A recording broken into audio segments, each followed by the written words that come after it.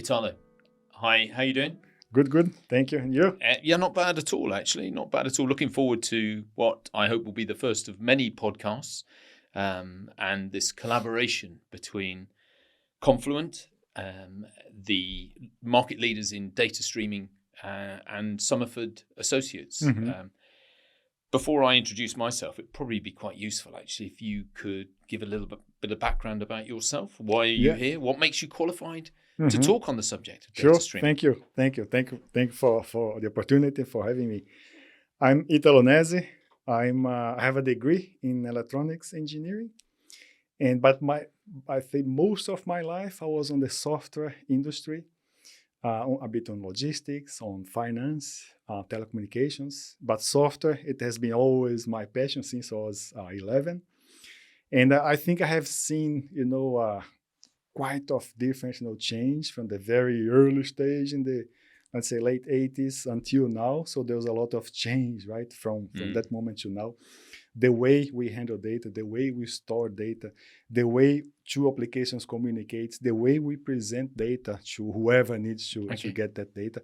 So I think I saw, I haven't seen all of it, but I think I saw most of the patterns we encounter today. I see.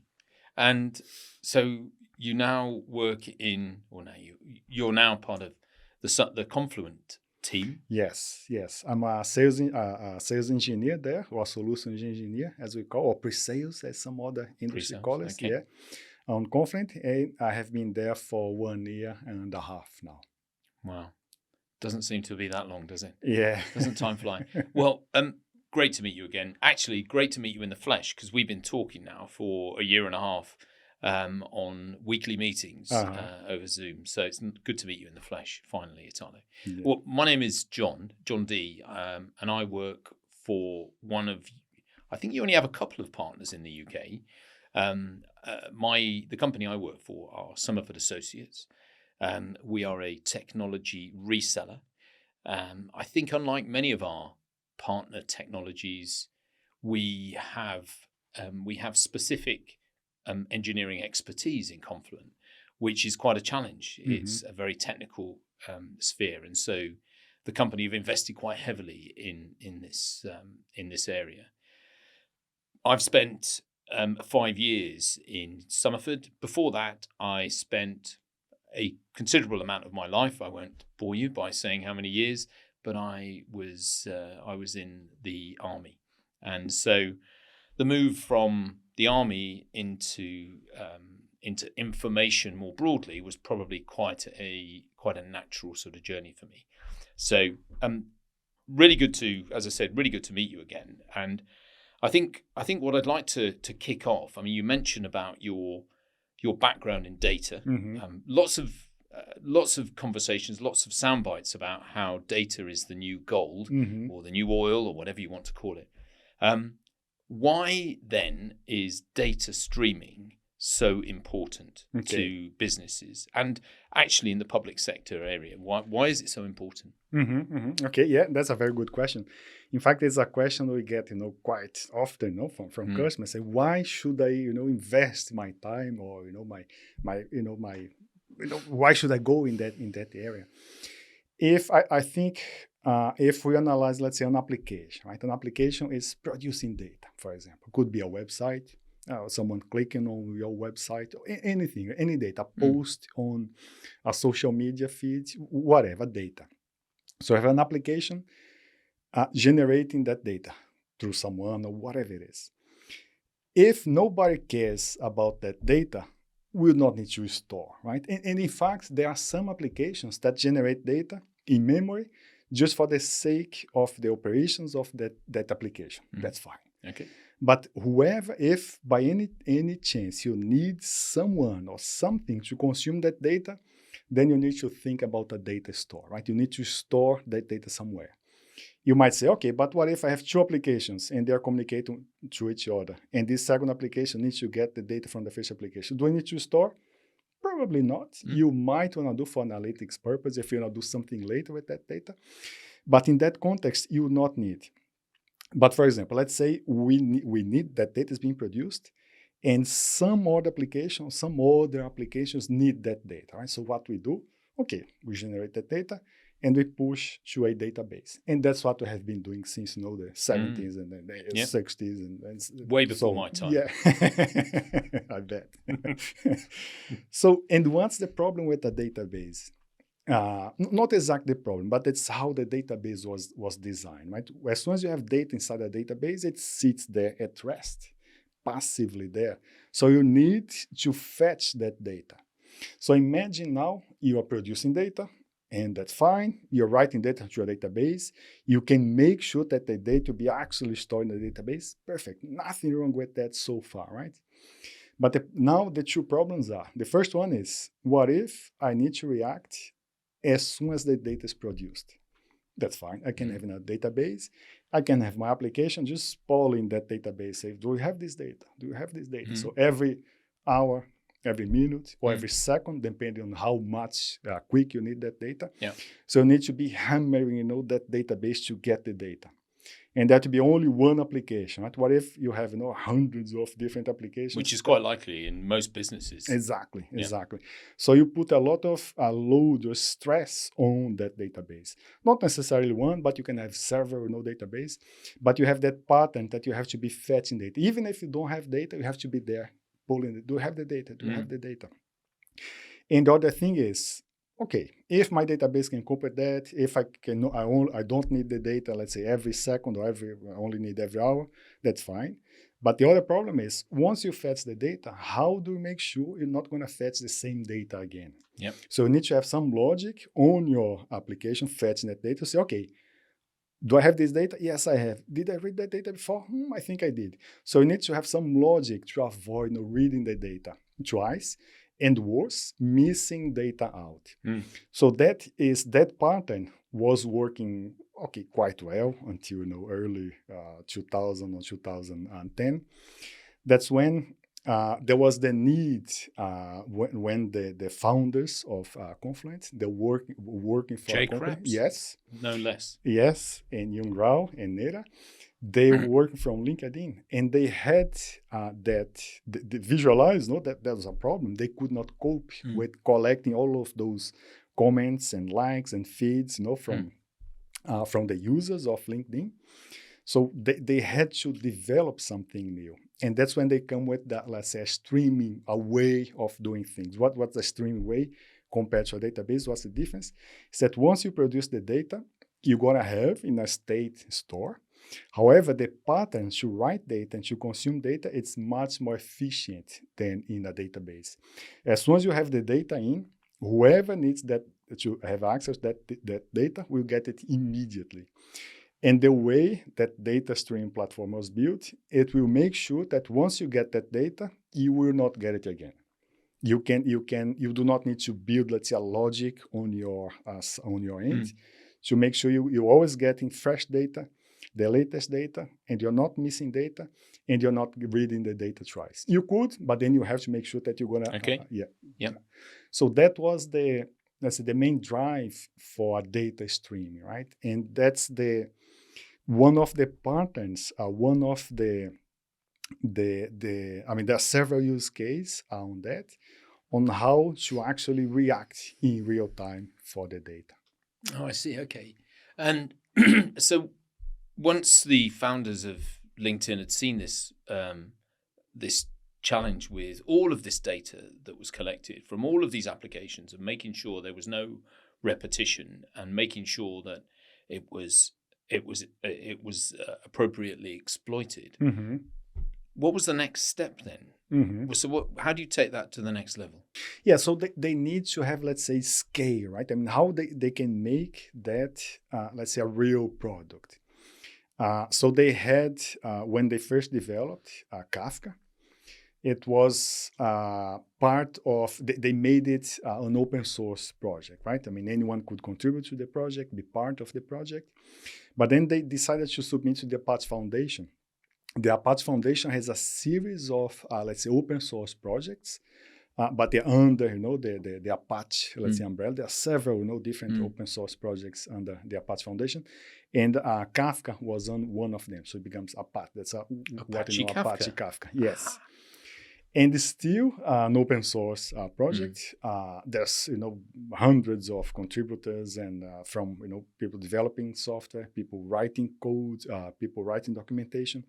So anyone, as long as they have the curiosity, I think, and the knowledge, they can contribute to the project. So we have the open source part of Apache Kafka. And that's what they did, right? I mean, they did want to make something for themselves that to be specifically for one use case because they saw the potential. They saw as a new technology that it would benefit anyone to make use of it. And by having it as open source, you can have, let's say, a better reach out. You can reach out to more, let's say, different people or companies, developers, software developers anyone who are keen to ensure that if there are any discrepancies or any errors or any areas where they want to improve it. I mean, what a great business model. Yes. What's happened is Kafka then in open source form, has just grown and grown and grown. But of course there comes a point where people say it's still free. Why should I move to the next level? What are the differentiators? Why should I go and pay for for the next level product when naturally I can get it for free? Yes, it's a question we get a lot, John. Thanks for asking. In fact, it's a very good point, right? You have the option to go for free. To use the standard, Apache Kafka. That's what, a lot of companies are doing that. However, to do that, you have to understand well how to deploy Apache Kafka, how to maintain. You need to have, let's say, the right skill sets to also keep up with all the updates and improvements and patching and all we have to do just for the platform part of it. That's one component is the platform. Another component are the users of that platform. So usually companies, they have what they call the DevOps team to take care of the platform. And they have the development team to actually interact with the platform and the architecture team to actually say what it should be done, right, for the entire ecosystem. You can do that. Okay. It's easy? Yes, it's not easy. It's not easy, no. And another thing is when Apache Kafka was developed, that was 2008, 2010, things were not, let's say, in the cloud, right? It was everything was on-prem, right? Considering that you have servers, physical servers, and physical, storage. So it for on-prem business. So now that we are moving to, let's say, a cloud, everything on the cloud, most of everything is on the cloud. How do I make something that was developed on-prem to be, let's say, cloud native, fully cloud native? When I say cloud native, it is making use of all the resource that the cloud has to offer. Not only in terms of hosting your application, but managing your application, the security aspects of how to access the cloud. Because you're not managing, it's not part of your, let's say, your data center. You are on someone else's data center. So how do you take care of security? So what Confluent Cloud does, we have, let's say, 3 pillars on our offering. The first one is cloud native. When we say cloud native, it's just not get Kafka and host in a physical server somewhere else in the cloud. No, it's actually we broke down all the components of Apache Kafka to have that in the cloud from the computing part of it and from the storage part of it. So the first one is the cloud native. The second one is the complete aspects. Because there's an entire ecosystem around Apache Kafka, for example, on how to ingest data, how to transform data, and how to, let's say, move data to other, to target systems. There's an entire ecosystem in terms of what you call the Connect framework and the stream processing framework. On the Connect part of it, still on the complete part, we have developed more than 120 connectors. I think it's much more than that. Connectors to interact with third parties systems like database or application types of applications, Salesforce, Oracle, Microsoft, MongoDB. So we have developed. So it makes easier to ingest data. You can develop, for example, you can say, okay, I have my database, my Oracle database here. I'm just going to develop my connectors to interact with the Oracle database. Good luck with that. You're going to take, at least a year to develop and also maintain all of that. So we have those ecosystems of connectors. On the processing part of it, what they call the stream processing, we have in the beginning we had KSQLDB to ingest that data, transform in a stateless or stateful fashion that data. We are now focusing on Flink, how to use Flink. Flink is also an open source project from the Apache Foundation as well. Okay. Apache Flink. And we are investing on a fully managed version of Apache Flink, what called Confluent Cloud for Flink, also to be able to inject, to transform data in real time. Okay. And also the how to sync data to third parties, part of the connect. So at first I mentioned the cloud native, the complete, and the third pillar is the everywhere pillar. You can have, we work with the three major cloud providers, AWS, Azure, and Google Cloud. And you can have, any of those cloud providers. I see. Okay. And you can also have a multi-cloud strategy. As many organizations do, of course, these days, to reduce the risk. Exactly. Especially, for example, on a disaster recovery kind of scenario, for example. Or if you want to bring data closer to whoever needs to consume that data, you can replicate data across different regions or different... Okay, that's interesting. So going back to, I just give you some examples that I've heard when, for example, one of the country's largest public sector departments is heavily reliant on open source Kafka for several of its probably operationally focused databases in the way in which they exploit it. And from their perspective, they tried to tell me that what we have expertise. Why do we need to go to Enterprise Confluent when we have this organic expertise already? It's doing what it says on the tin, quite frankly. So why should we bother? What are the benefits? I mean, and it strikes me from what you say, Italo, that is, you're reducing risk firstly by sort of essentially building in extra resilience into whatever platform it is you've created. Would that be fair? Yes, it's one aspect. One aspect. Yes, okay. Yeah. What other aspects are there? Yeah, if I explore more on the complete part, you're gonna have. There was a recent publication by the Forest Wave, where they define what they call the data streaming platform, what it is, what are the vendors, and what they have an assessment of 21 points in there, and we score the highest in at least 10 points on that assessment, and has put us on the leader of offering data streaming platforms. And why that? Because it's not only the aspects, we can cover all the aspects from not how to securely access your data, how to securely write data. All 21 aspects? Yes. No, we'd rather not, probably not want to hear that. But for example, on the why not going for open source or Apache Kafka? If you go for open source, there's a lot of components you have to build yourself from scratch in terms of security, access control. You have there, but you have to build, yourself.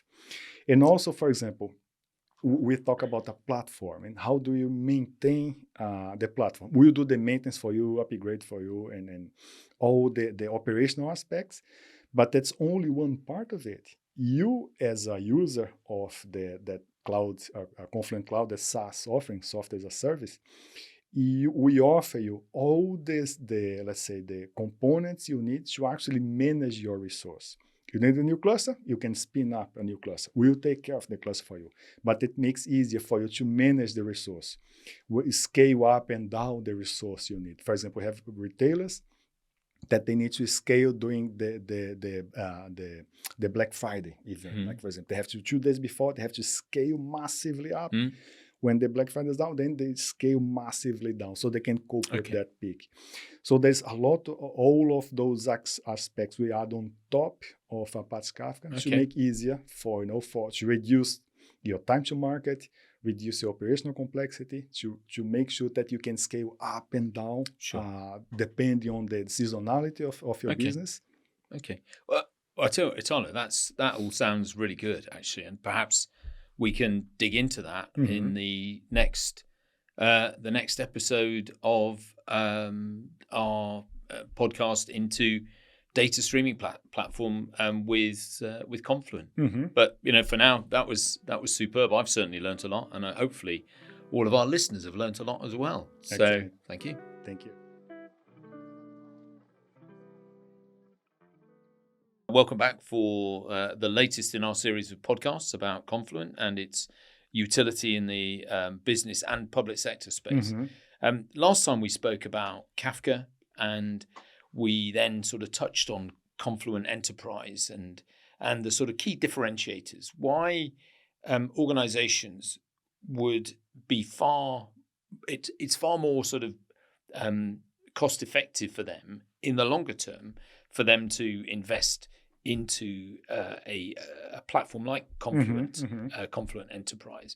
And because of all of the other factors associated with hybrid and multi-cloud, I'd like to sort of kick off with that one, really, about hybrid and multi-cloud, and how Confluent really sort of, how it aligns with perhaps broader business direction of travel.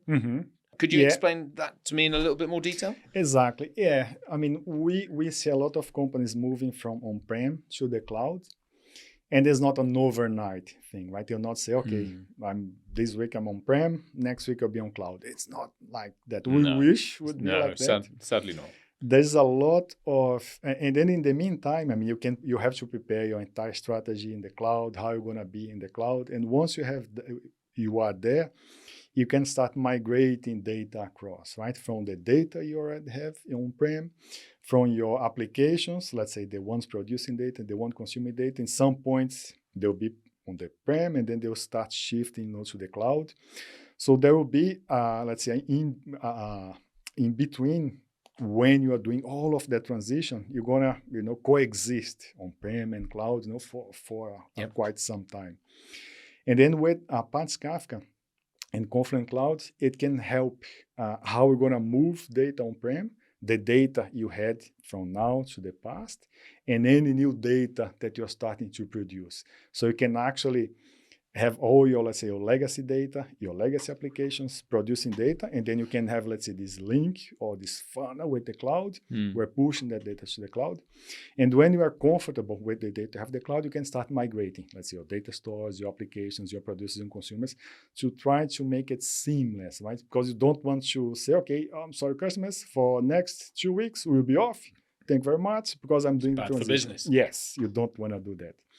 So there's a lot of those investments that you have to do from, let's say, people point of view, process point of view, technology point of view, that Apache Kafka helps, to bring that data from on-prem to the cloud. I see. Okay. And one area that I would like to sort of explore as well, and I think you sort of touched on this, was the data sources, loads of applications, loads of data sources.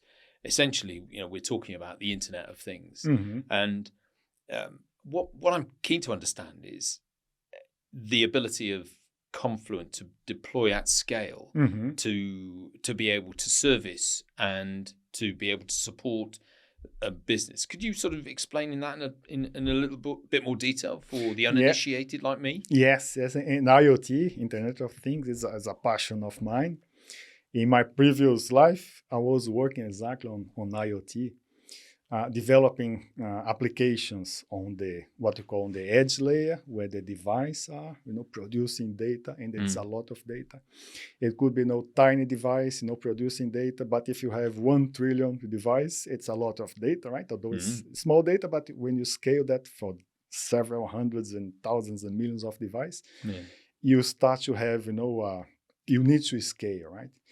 And the other thing is, on the IoT, on the Internet of Things, you have basically, device, let's say on the edge, let's say very constrained device, constraints in terms of memory, in terms of CPU, in terms of battery life. And you're not necessarily gonna have all your edge device talking the same language or the same application protocol or the same communication protocol. So you're gonna have this plethora of different device talking different language. And how do you make sure, how you decouple that, right? So I have this edge, and then that's what you have now, right? You have to always think about the future, because I will have more device, I will have to replace device. What if the new version of this device will speak a different language or different protocol? So somehow on my cloud layer, I need to decouple that, right? I cannot develop a cloud application that will be completely dependent on the type of device of the manufacturer of the application protocol. So if you have, let's say, a central layer before your applications to actually be able to understand and communicate with all those different devices, or in a series of layers, you actually decouple that, because you can get data with quality data from the device, whoever the device is, what kind of data that device is, you actually decouple. Then you can deploy more edge device on your edge layer to get that data. So the device would communicate, let's say, to a gateway. And there are several other technologies in there. I'm not going to go in details, but we're going to have those gateways to communicate with a specific set of device, and those gateways would communicate, for example, with Apache Kafka. Because again, with the gateways, you also have the scalability, right? How you make your cloud application to talk to 100 different thousands of gateways. You're going to have the exactly same problem you have with the edge, right? Just in a different scale. Millions of devices, hundreds of gateways, but you can funnel that through, right, as a central nervous system to Confluent Cloud to communicate with those gateways, whoever those gateways are. You might change the gateways in the future, but from Confluent Cloud to your applications is just one single seamless application protocol and communication protocol. It makes easier. And regardless if you need more different device from different vendors or whatever it is, you're never going to change the layer from your application to your streaming, let's say, platform, which is, for example, Confluent Cloud. I see. So essentially, it's like the data the backbone, almost like the backbone that sort of is the connective tissue with all of these various elements. Yes. So for example, I mean, I've spoken a lot with people within the MOD, and some of their challenges more broadly would be, how do you exploit equipment that's generating data across a range of areas, for example. So let's say you have ships at sea, you have tanks or vehicles on land, and you have aircraft generating lots of data, but there's a real challenge that they have, as I'm sure many businesses have, in their ability to sort of create that, if you like, that single pane of glass of data that provides a coherent picture, so that people at various elements of the chain can each see the data that's generated, and it can be used for their specific business purposes. Could you just sort of explain how Confluent could support the people in defense in that sort of aspect, please? Yeah, absolutely. I mean, first we need to, there are two, let's say, types of device. The device, we call it edge device, right? It could be a tank or a ship or whatever it is. But they are the fire and forget kind of device where they're just pushing data to the cloud one way. For example, you could get, GPS location, temperature, or whatever it is, right? Awareness, anything, any kind of data that the device is sensing around it and pushing to the cloud. So that's the fire and forget. The second one are the ones that actually need to produce data, consume data from other sources to actually do like some sort of processing on the edge. So those two scenarios. On the one you mentioned, I think is the most important one, is I'm producing data, I'll need to push data that for analytics layer, for my cloud layer, for my application layer. But I also need data to actually process, to do some sort of processing or intelligence on the edge. And then how do I do that? For example, we have one use case. We had a company in the US. They have several ships, like line cruisers. And they have those line cruisers, they are producing data, they need to consume data. The data they produced locally, they need to consume that data. They need data from all the ships or data from their onshore data center. So how do they do that? And the communication is via satellite, right? It's not very reliable. You cannot say, I have a stable connection with satellite. You might not have that.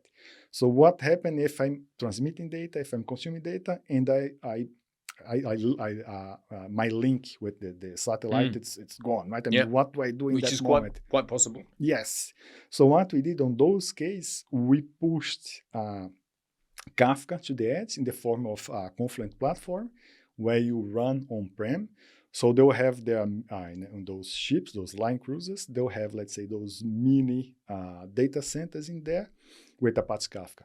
So they're producing data locally, consuming data locally, but the actual to synchronize data with your data center onshore, that to go from Kafka, Confluent platform, to Confluent Cloud.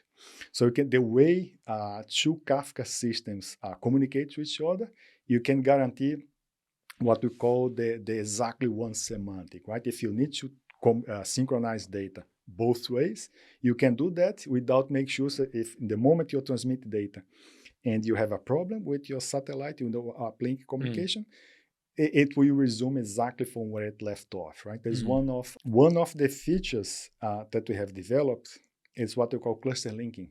It's how to make sure that data from one Kafka cluster, it's synchronized with another Kafka cluster in a bi-directional way. So we use cluster link. Right. Yeah, okay. There are open source, let's say, ways to do that. What called the Mirror Maker. If anyone is used to Apache Kafka, will resonate with the Mirror Maker 2. But the next gen, it's a much more advanced way to do things. It's what we call this cluster linking, to make the Kafka on the edge, Confluent platform on the edge, and Confluent Cloud, or even Confluent platform in a data center on-prem, how they can communicate. And the way those mini data centers, it could be on a tank, it could be an airplane, it could be a ship, the way to communicate with each other, it will be on this bi-directional way and in a very stable and scalable way, regardless of the media you're using, satellite or anything, or any other type of mobile communication. So it makes you can trust the data you're producing and consuming. I see. The other area, just very briefly, just touch on then. You mentioned the ability to use the Confluent cloud and that sort of bi-directional data, which I think is fascinating. I mean, in the case of defense, they'll want to know, can this be done securely? Of course. Now, can it? Yes, absolutely it can. On top, I mean, every communication, I mean, on the open source, when you deploy the open source Apache Kafka, you have to enable security. It doesn't come by default. Of course, you have the option to enable, but you have to do that yourself. With Confluent Cloud, every communication, what we call the in-transit, it's encryption in transit, and the encryption at rest, when the data sits stored in Confluent Cloud, is also encrypted. You can use your own, what you call your own keys, your encryption keys to do that, to encrypt the data. So it's by default, it's encrypted, right? Even if you're, even regardless of if you were using satellite or mobile communication, we will encrypt the data when transmitting the data. I see, okay. You also have the option. There's something we are working on now. Some customers, they say, okay, I want to have an end-to-end encryption. So before I push my data to the cloud, I want to encrypt the data, and then I push to the cloud. We are working on that right now to actually allow to do that, encrypt the data, so a true end-to-end encryption. Right.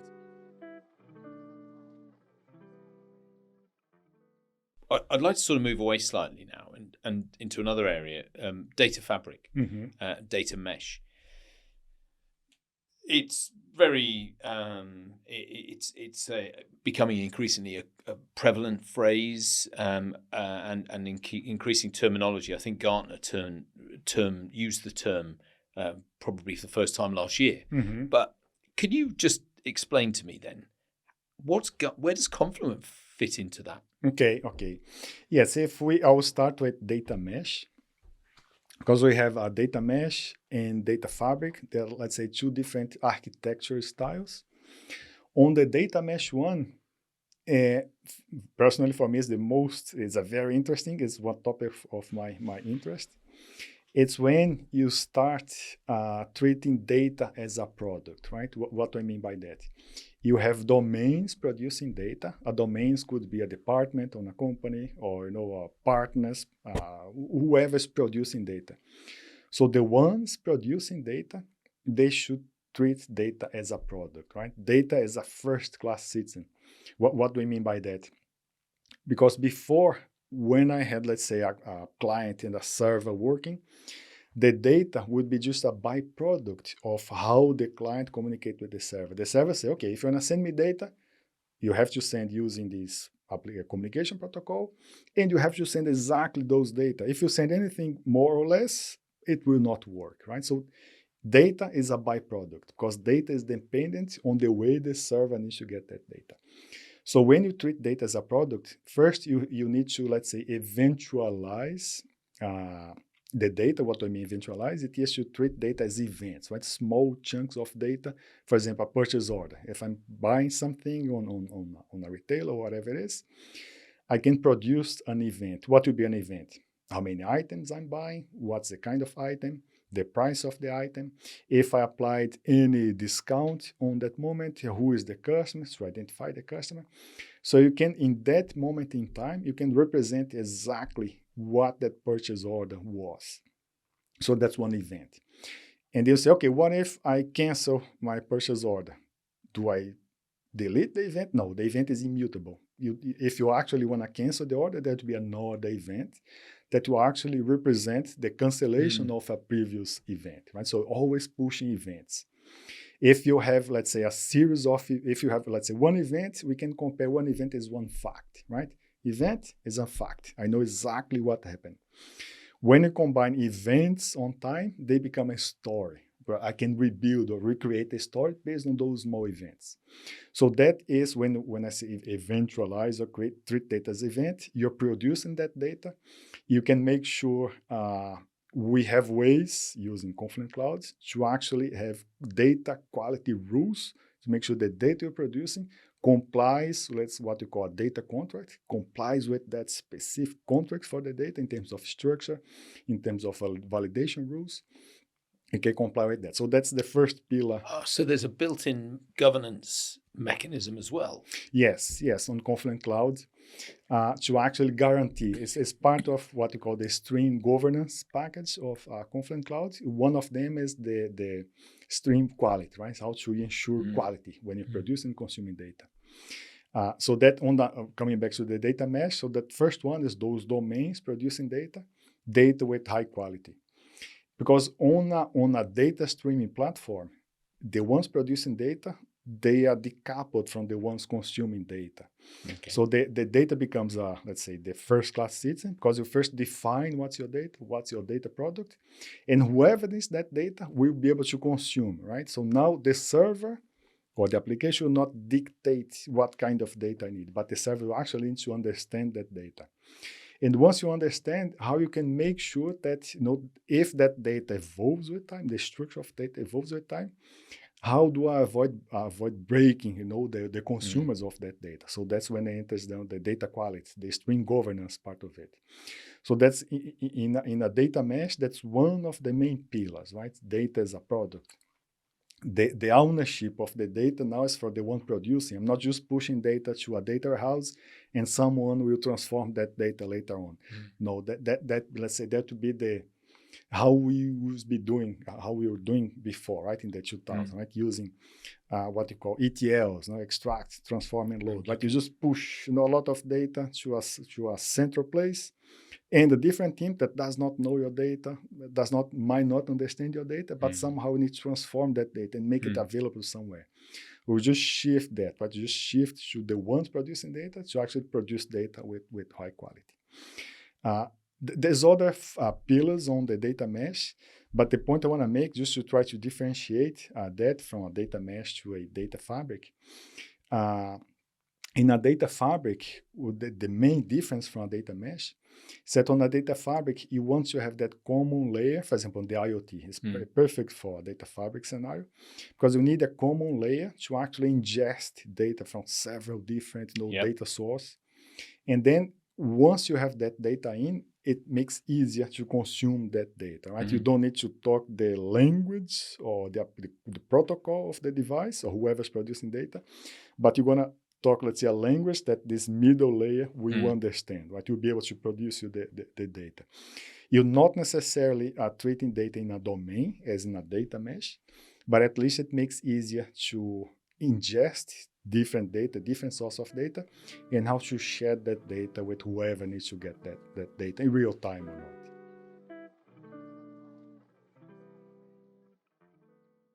How does Confluent help organizations stay on top of their costs? Because, of course, we've all seen them. We touched on with cloud, multi-cloud, cloud, all of that sort of thing, where there are spiraling costs and that. And there's always a concern, of course, that they're not able to really maintain a grip on this.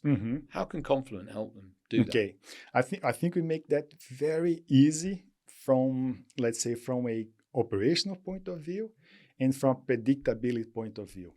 Because on Confluent Cloud, what we call consumption model, it's very clear and easy to understand how the charts apply. When you write data, when you read data, when you store data, and if you have, let's say, a dedicated, infrastructure, so you pay for the fixed cost. So we have this fixed cost, if you have depending on the type of infrastructure you have, and the variable cost based on the throughput and storage. As simple as that, right? So as long as you know, let's say, the usage or the consumption of your application, you will know exactly how much will cost. So that is from, let's say, from the predictability point of view. But we know that might not be always like that. Oh, I know exactly how many megabytes my team will produce. You might have an idea, but you not necessarily will have control over that. So what we offer, we have have a set of metrics that you can get out of Confluent Cloud. One of them is the billing metrics, right? The billing API, where you can know exactly how much each application or each infrastructure or resource that you have deployed, you know exactly how they perform. If you realize that something is going above or below a threshold, you'd have control of that, right? You can get all of that information and then control, right? If I see, I can react in real time to my, if I see my cost going up, I can try to at least see. I do not need to wait the end of the month to get my bill, right? You can actually see on a daily basis, hourly basis, a minute basis. We provide all those metrics for you to do the analysis on the operational part. Oh, that sounds like it might be quite useful. I might try one of those at home.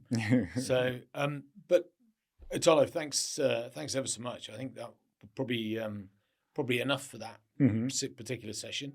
And look forward to having a chat in very shortly once again. Thank you very much. Italo, welcome back to the latest in our series of podcasts discussing the business utility of Confluent and obviously its data streaming platform. I'd like to sort of move on the discussion next to focus on a subject that you just cannot turn the TV on or turn the radio on without someone talking about it. AI, generative AI. Yes. I'm keen to understand how Confluent sits in this space. Okay. Can you explain for the uninitiated, yet again, I mean me? Okay, I can, and with passion. It's a topic I Excellent. I've been, very interested lately. In a nutshell, a generative AI, let's say, is a new kind of technology. It's a very powerful technology. It is basically a machine or machine model that can understand, let's say, human language. For example, if we analyze how we communicate with a database, right? I need to understand the language of the database to actually extract data from database, right? So if I send something different than the language the database is expecting, I'll not get the results I want. With generative AI, it shifts that focus, right? Because I can ask anything I like using any language. However, am I going to get the answer I want? That's another thing, right? But the technology itself, it is able to understand exactly what you're asking using just our natural language, right? English or whatever language you are communicating with the model. But for example, if I go to ChatGPT, right? Everyone's talking about ChatGPT. If I go to ChatGPT and say, ChatGPT, I'm a very wealthy customer. Can I apply for car finance? ChatGPT will actually understand the question. Say, okay, you say you are a wealthy person and you want to apply for car finance, but they have absolutely no context of who you are, which car you want to buy, what kind of credit score you have, what kind of affordability check you have. ChatGPT will not absolutely have no idea of that. So it was able to understand the question. It will probably give an answer saying, yeah, I understand you want to apply for finance, but please talk to your finance provider, whatever it is. So it was able to understand the question. However, in that, what you call the prompt or the question or the information that was passed to ChatGPT, although ChatGPT has it was trained with what they claim to be the entire public data from until 2021, it was not able to give me an answer. And why is that? Because it lacks context, lacks more information. It could be I could go to a finance guru and ask that same question. I'll probably get a similar answer, right? Who are you? What kind of finance you wanna buy? So in the context of generative AI and Confluent Cloud, what we helps it is to bring that context, how to bring the most fresh data, for example, about the customer. When I'm, for example, in that same scenario of trying to apply for finance for a car, I can ask, for example, if I'm going to a chatbot, right? I have my website, and then I have a chatbot, and then I will have that chatbot, helping the customers know how to get the information they need. In that moment, the first thing that the chatbot will need to do, it is, who am I, right? What kind of a customer am I? So your application in that scenario, for example, I would need to have a session and log in to your website or whatever it is. So your website needs to know who am I, right? So the very first thing the chatbot will get, it is information about myself. If I have applied for car finance before or not with the business. What kind of the personal information I have, any information about myself. And then you need to get that from real time. For example, if I just apply for finance with a car and then I apply again for another finance, whatever it is, your let's say your customer database will need to know that. So you need to get that real-time data. The closest the data is to real-time, the better will be your interaction with the generative AI. For example, it might not be useful if I get data from, let's say, from yesterday or from the last week, because I might have done things in that week that will be relevant from that context. So that's the first one. You can get that from a real-time data stream platform if you're building what you call the customer 360 view on your data stream platform. And the other thing is, okay, so now I know who you are. The second thing is what kind of products I have as a company, what kind of finance products, what kind of loan I have available, what kind of interest rate. And of course, all of that will depend on the cars I'm selling, right? The range of the cars, the type of the car. So depending on all of that, I can get the information about the customer. the information about the company, combine all of those, let's say what you call the contextual information. You can have that contextual information, what you call, you can have on a data stream platform. We have in a what you call a vector database. I'm not going to go in detail on a vector database, but it's a way to actually fetch data. Okay. Yeah. And you can, but how we're going to fit that data from a vector database? Again, you can use a data stream platform. So you're going to get information about myself, information about my business, submit merge that or inject that in the prompt or in the initial question, and then that all of that will go to your generative AI model. And then the generative AI model will say, okay, now I know he wants to apply for a car finance. I know who exactly he is.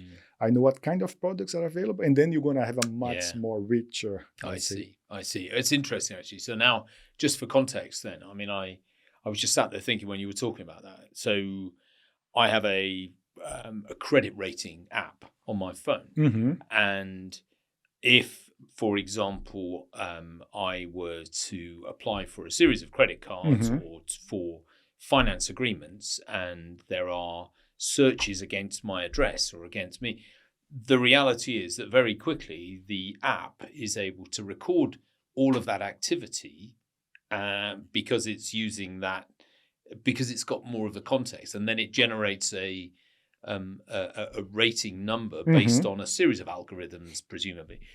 Is that the sort of thing you're talking about? Exactly. It could be. We're starting to go on a more, let's say, a credit check kind of thing, but there are, let's say, what you call the soft check, so it doesn't affect your credit score when doing the analysis. But for example, even if you do in the specific case for applying for a loan, whatever it is, I will not go on the credit aspects of it. It will be a much more please don't. But at least if you are every information you're collecting or the customer generating on your application, you do not need to do that twice. Right? You're gonna have that information once. If you see it's very fresh information that was done, an hour ago, you might not need to do that again. You have the information fresh there, as long as it's for the same kind of product, right? That you finance product that you're applying. So it can keep, let's say, that buffer, that cache, right, on your streaming platform. For companies in the financial services industry, then, how does Confluent, how would they use it to support perhaps their compliance regime, or also to ensure that generative AI isn't essentially used for illegal activity? How do they manage that? Because I can only imagine it must be a significant challenge. Yes. What you call the bias, right? How you have an unbiased fraud detection, model, for example. Yeah. For example, in the scenario fraud detection, there are, let's say, you can use generative AI for that, or you can use, let's say, the more traditional, let's say, machine learning type of models, where those machine learning, they are not as powerful generative AI in terms of understanding human language, because basically you have to train your model based with past data, historical data, and then you're going to have that black box model, and you just pass, let's say, the arguments that model is expecting. Like, for example, if I'm using my credit card, one model will be, okay, where's the store, where's the location of the store, what is the amount, and some other basic information about the transaction. And then you can say, okay, how the likelihood of being a fraud or not. That'd be one case using the traditional machine learning. You can use generative AI for that, but again, it will be in that same context we talked about before. It will be going details of about myself, my past transactions, for what I did, some information about the company, what kind of product it is, and interact with our generative AI. But also, on top of that, you can use what you call stream processing. Stream processing, it is actually to use for example, if I'm using my credit card, if I go to a store and use my credit card in that store, in that moment, if I'm using a stream platform, I can know where I was, for example, the GPS location. I would know the time of the transaction and the amount, for example. So, and then let's say in that moment, I was not considered as a fraudulent transaction. Everything was fine. But let's say 1 minute later, my credit card is used again, right? Again, on the stream processing capabilities, the interesting part would be, okay, 1 minute later, you're using your credit card again. The same thing, you can get the location of where you are, the time, and the amount. On a stream processing, since you're gonna keep you have all the events for a specific customer, for example, I can say, okay, hang on a minute. Now you're using a credit card. A minute ago, you were, let's say, I don't know, in Paris. And a minute later, you are now in Edinburgh. I don't know, how can that be possible, right? So if you have the time and location of the exactly past transactions and the time and location of this new transaction, you can calculate, for example, the speed and say, it's impossible for you to travel, 1,000, miles an hour to do, that transaction. Right? So in that moment, regardless of machine learning, regardless of generative AI, you can immediately trigger that as a very fraudulent, transaction. So we have customers that are using that kind of pattern. To actually identify, fraudulent transactions, there are several models that you have to apply. But on a streaming one, that's one of they're actually doing that, right? Calculating the speed between this transaction and the immediately previous one.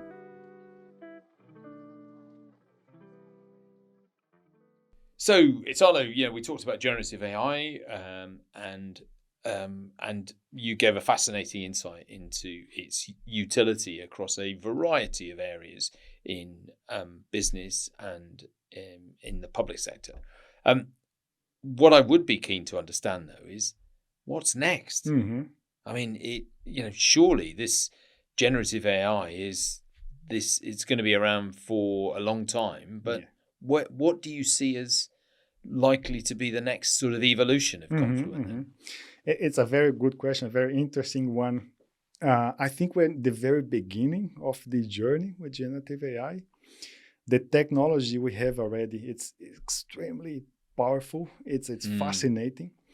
It's what they call the industry 5.0, right? So then all those change you had in the industry from the very very early one, from when you use steam, to change, make things more, the mechanical part of things, to replace man, by machines. Now, with the generative AI in Industry 5.0, we are starting to use the intellect of a machine, or what we perceive as the intellect of a machine, or the conscience of a machine, to actually help us. I say help in the hope that we actually be a collaborative way that man and machine are working together. So as a next step, I think that the change on the industry will be very, profound. That's my, personal view in terms of, for example, how we offer services, how we interact with human, let's say on the very border, right? If I'm customer service, for example, you can have a machine, a generative AI model or a large language model, what they call it, to actually offer, that service. You can have more agility. You can have, let's say, very concise and very predictable information. For example, you have training, right? If you have, if you have customer service, you have 100 person. You hope those 100 person will actually work in the exactly same fashion. You need a lot of training, to actually be very cohesive with the way you handle customers. With the machines, you can be sure that you're going to be exactly the same. The way you are handling a customer is going to be exactly the same in terms of the procedures with another customer, for example. However, all of that data we are producing, what you're asking to your machine learning model, and what the answers you're getting back, you actually need to store of that and analyze that and try to remove the bias from that, right? You don't want to have a model that to be biased based on your gender, based on your race, or based on your finance. you actually need to make use of all of data you're producing to actually refine your data and reduce those bias. I think that the bias will be one of the most important aspects of training your model, right? Training and retraining and keep your model. But coming back here to the question, I think there will be a profound transformation in the way we are, man and machine are starting to work. Some of the let's say new jobs might be in risk. Even my job as a sales engineer, I might be easily replaced by a machine. Right? Impossible. Easily.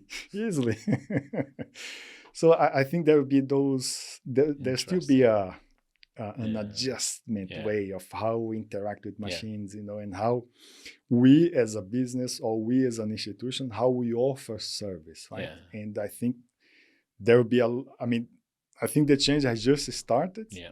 But I think, in my view, I think it will be a collaborative way, right? Man and machine, intellect, and the mechanical parts. Yes, it's inevitable, isn't it? So it's exciting times, and worrying the conscience of a machine. My goodness me. So, well, that was fascinating, actually, really, really interesting, and thank you ever so much for your time. I think I've certainly learned a hell of a lot from what you've had to say, and I look forward to further engagement with you. My pleasure. Thank you, Cheers John. now.